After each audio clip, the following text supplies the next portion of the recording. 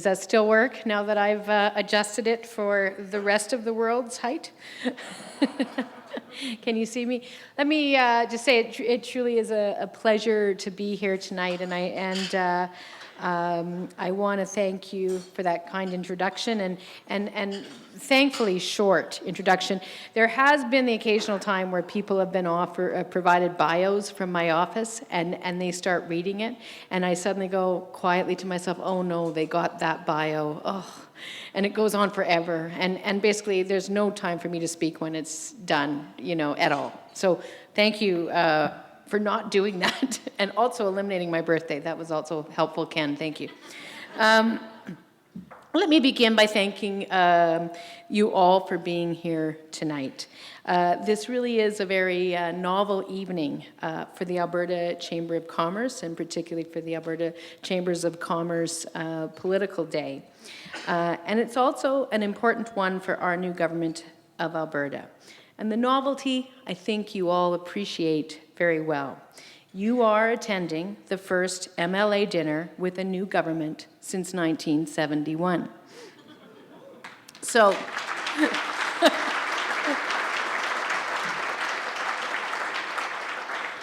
revel in the history of it, regardless of your opinion. In 1971, many would have been wearing bell-bottoms and colorful jackets, a lot of plaid, pantsuits, and big hair. And notwithstanding my own predisposition towards big hair, I think we already have one thing that we can all agree on, which is that business attire has improved quite a bit over the past 44 years. There are other things, though, that I think we can also agree on. This evening is important to our government because it is an opportunity for me to underline one of our most important interests, which is this. In the best interests of all of our citizens, our government is committed to being a good partner to this province's job creators, investors, entrepreneurs, good ideas people, and visionaries. In other words, the government of Alberta is committed to being a good partner with you, with the Alberta Chambers of Commerce and with its members and with the broader communities that all of you represent. Now, we have some very important things to do together at a time when our government faces some real challenges and at a time when we can step up to some real opportunities together. Now, the challenges we all know are not small. A year ago, the WTI price for oil was $94 US, and at the end of trading yesterday, it was $46.23. In 2014, our economy grew by 4.4%. In 2015, our GDP is projected to shrink by 0.6%. Our economy added for over 48,000 jobs in 2014, and by some estimates, we've lost over 30,000 in the energy sector alone this year. Energy capex stood at approximately $70 billion in 2014, and it looks as though it will decline to approximately $45 billion in 2015. So these realities are confronting our province with a very tough fiscal challenge. The government of Alberta ran a $1.1 billion surplus last year. Our predecessors in office ran in the last election projecting a deficit of well over $5 billion.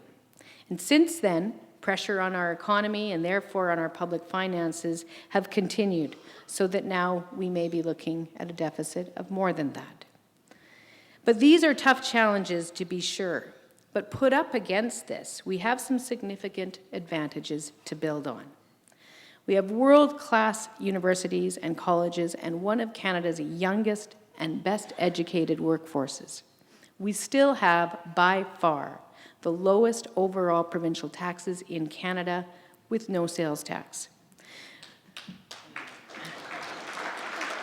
We have by far the lowest provincial debt in Canada, zero net debt all in. And we have an innovative, flexible capital market, which is unique to this province. And as much as our energy industry is under pressure, The energy companies in this province know how to cope with volatility that is inherent in the energy business these days. I believe that to be true. So let's talk a little bit about our energy industry. And then I'd like to speak about some of our broader fiscal and economic challenges and our opportunities. And then I'll look forward to your questions and also what it is you want us to hear from you tonight. But let me begin with some foundational points about our economy. Now, whether you're an Albertan or a longtime Alberta watcher, change at the top after so long might seem surprising and a little bit difficult. But we are working hard to make the transition as smooth as possible and to bring as much economic stability as we can while we implement our plans. And those plans center on living up to our promise to grow prosperity and create good jobs and conditions that will be widely and fairly shared, renewed prosperity that will ultimately benefit every Albertan. And we know there is only one way to succeed, and that's by supporting an open, sustainable, and increasingly diversified economy. We can't accomplish this very important goal. We cannot accomplish it by ourselves. Job creators create jobs in the private sector, not government. And we will be honest, thoughtful partners to those job creators. We will maintain a warm welcome for investors and uphold their right to earn fair returns. Alberta will continue to be a healthy place for private investment under our government. And this definitely applies to energy. The energy industry is critical to our economy and will be for many, many years to come. Supporting oil sands projects, establishing new opportunities in our energy economy, and pioneering advanced technologies, all of this requires investment on a significant scale. So under our leadership, Alberta's abundant oil and gas reserves will remain wide open to investment. And we will maintain one of the most competitive tax systems in Canada. Our government will boost exports by seeking out new relationships, strengthening old ones, and enhancing Alberta's environmental record. And we will be consultative and prudent in how we take the province in a new and better direction. Now, friends, as you know well, the government of Alberta does not actually control the international price of oil. And we don't control the policies of Saudi Arabia or Iran. A much easier life it would be if we did. But that is not the way she rolls. So we have to manage the hand that we have been dealt while working to diversify our economy and working to reduce our dependence on a single product and a single price. Now, next week, I will be speaking to investors in New York. And I'm going to, at that point, underline that Alberta continues to value and welcome investment, and that we intend to continue to be welcoming and competitive partners. Our energy industry will always be a big part of our future. Domestic and international investment will always be linchpins of success for our energy industry. And so Alberta will always, under any government, always welcome investors and investment. Now, we can also work on strong, progressive policies that move us forward. For example, the Chambers presented a policy paper earlier this year urging the government of Alberta to show leadership on the question of a Canadian energy strategy, one of a number of recommendations that you made addressing our energy economy. Now, I'm pleased to report that on that we have made significant progress on that matter. The Canadian energy strategy to which you refer was endorsed and adopted by every single provincial and territorial government in Canada at the Council of the Federation meeting held in St. John's, Newfoundland this summer. Now, I think that counts as a bit of good service. I have to tell you that we didn't go into that meeting with any certainty that we were going to succeed. The Canadian Energy Strategy is a complex intergovernmental framework that commits Canadian governments across the country to an environmentally responsible, sustainable, prudently managed, and determined development of Canada's energy resources and energy potential. And there were some important competing views on these issues. And not everyone at the table always thought that the discussion should be conducted respectfully or politely. This is what happens sometimes when political leaders have upcoming elections on their minds or when they confuse their own political interests with the public interest. But ultimately, conducting interprovincial business respectfully and collaboratively turned out to be Alberta's best strategy. And together, provinces and territories were able to resolve our differences over the Canadian energy strategy. And so we achieved our goal, a basic meeting of the minds that energy is a foundational part of the Canadian economy, that developing it responsibly is the best economic interest of every Canadian, and that every Canadian government, and that we can find common ground across every provincial and territorial border to keep building this industry, that which is the foundation of the Albertan economy. Now, the Chamber's also made a number of other important points on energy issues in the paper that you provided. For example, you spoke about the need to develop export options for energy producers, by which I believe you mean getting at least one pipeline built to Tidewater. Now, we are working on this matter through what I would characterize as drama-free, ongoing discussions with our key provincial partners in British Columbia, in Ontario, and in Quebec. We will shortly need to add the federal government to that list. And we will know who the next federal prime minister will be at some point on October 19th, possibly late in the evening, or perhaps after a few weeks of additional high drama in Ottawa. But when we know, we are then going to pursue these discussions within the framework of the Canadian energy strategy that our province, under 4 succeeding premiers, worked hard to persuade our provincial colleagues to adopt. Getting this right will help position our energy industry to recover and to return to growth as international prices recover, an essential part of economic recovery for the Alberta economy as a whole. Now, finally,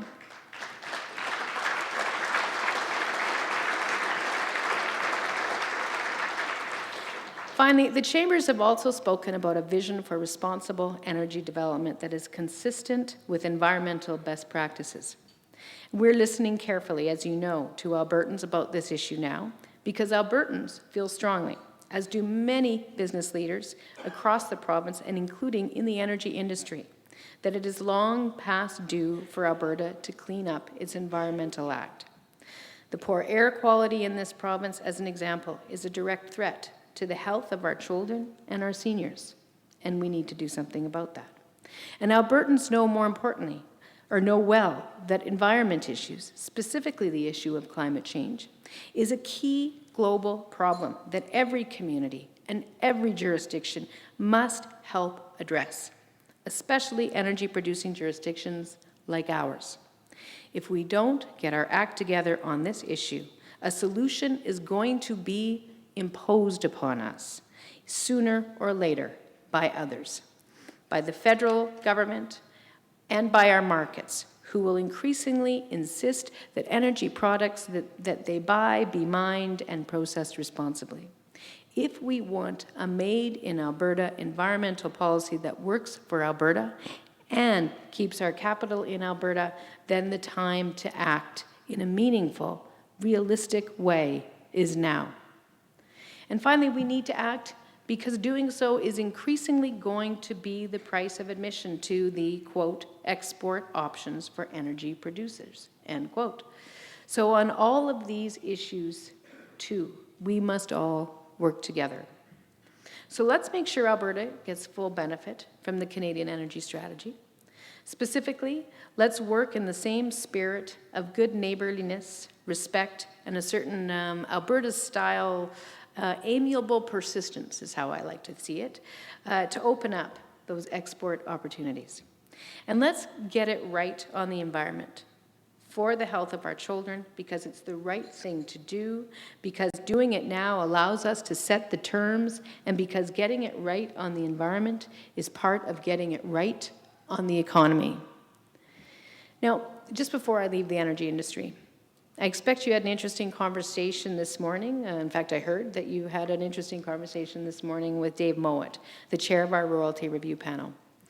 Now, he is helping us with a process that I hope to complete before the end of the year, and I understand there was a little bit of confusion around that, but the process will be complete. Now, this is an important review that is about modernizing and updating our royalty system so that it fits our future energy industry instead of its past.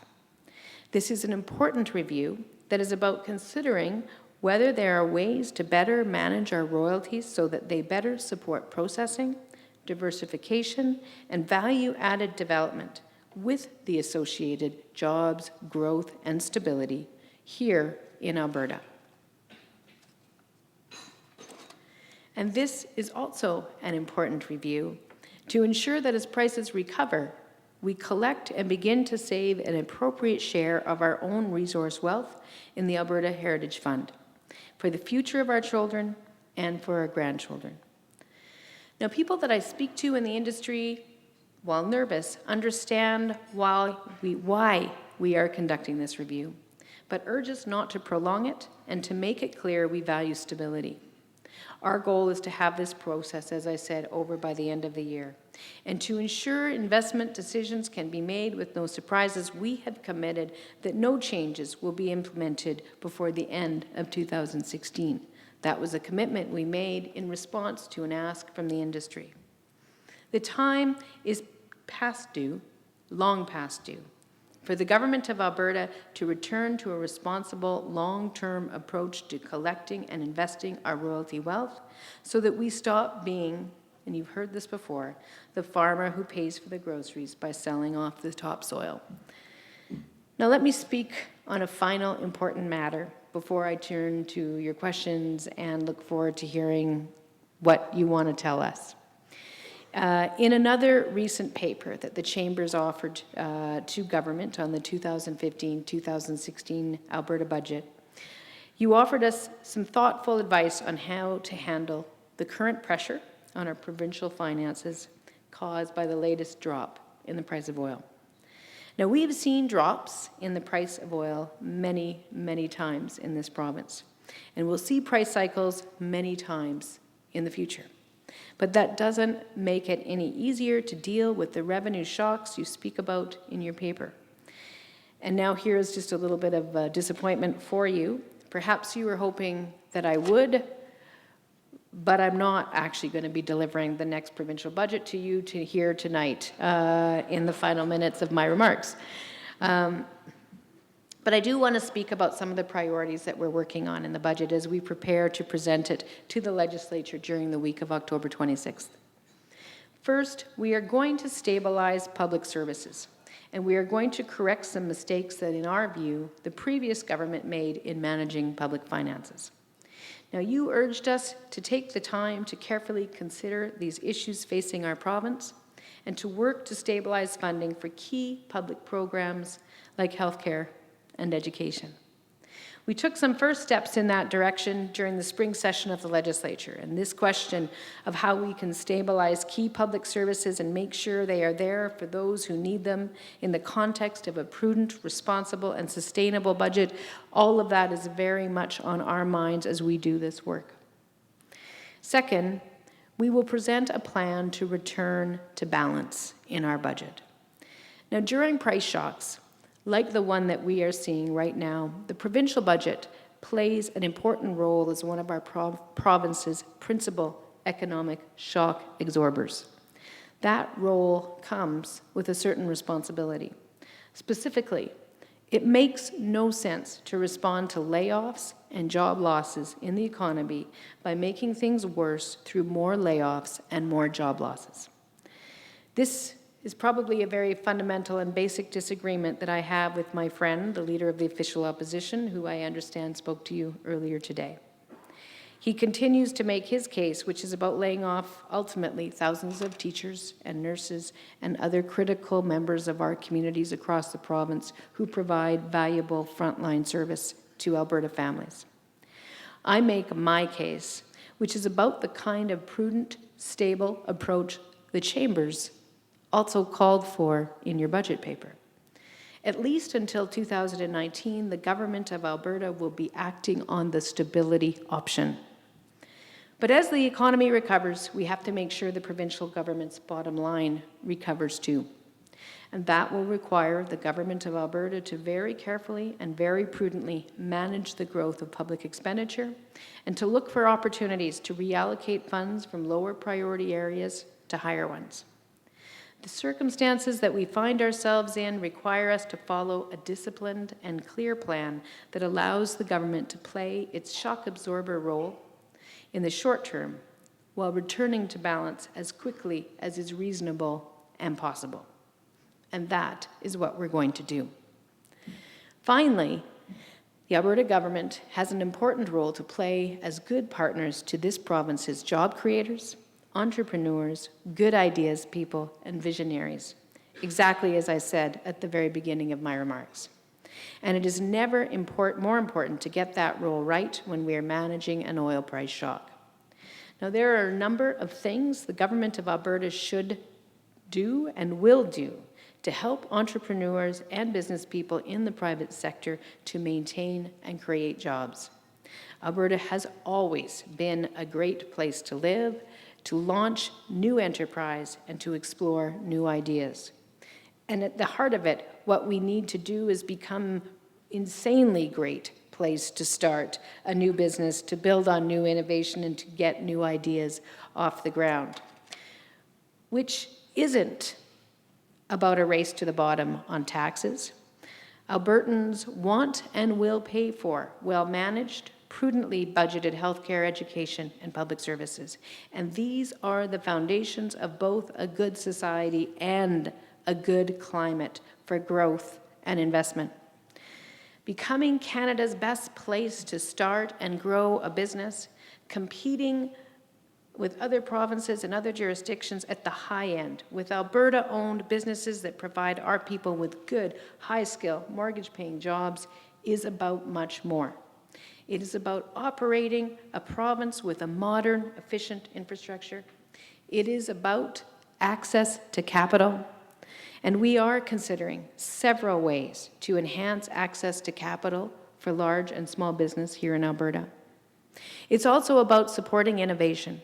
It's about being determined about trade development and single-minded in attracting inward investment throughout our economy. It's about reforming the way we structure government so that we are easy to work with, one-stop shopping for government business services. And we are considering all of this carefully, and we'll have a lot more to say about it in and around the budget. So, for example, and in addition, we're taking a careful look at the timing, pace, and priorities of Alberta's capital plan. This is a time when there may be some capacity available in our construction industry and when capital, as you've heard from other people, is relatively inexpensive. And this is a time when managing the timing of our investments in essential infrastructure can help maintain jobs in the short term while building a more efficient and even more competitive economy in the long term. So, pretty much, there you have it. We are considering plans to stabilize key public services like health and education. We are considering a prudent, sensible, and responsible plan to bring our budget back to balance, and we are considering how we can best fulfill our role as partners with our province's job creators. Friends, this province has faced both boom and adversity many times in our relatively short history. Albertans know very well that there is nothing eternal about an oil price, but there are eternal things about our people and about our province. Albertans are very proud of our province, and Albertans are optimistic, entrepreneurial, and focused on the future. We are community-minded. We care about our neighbors and wish for them what we wish for ourselves. We have built an amazing place to live, to raise our families, and we have a bright, prosperous future ahead of ourselves. So we'll get there by making better choices about our basic family services, by minding the public purse and with prudence and care, and by getting ready for tomorrow's high-value, added, diversified Alberta economy. I'm very much looking forward to getting to work on these priorities in partnership with all of you. So thank you very, very much for being here tonight and taking the time to listen to my comments. And I look very forward to hearing your questions and also hearing your advice to us tonight. Thank you very much.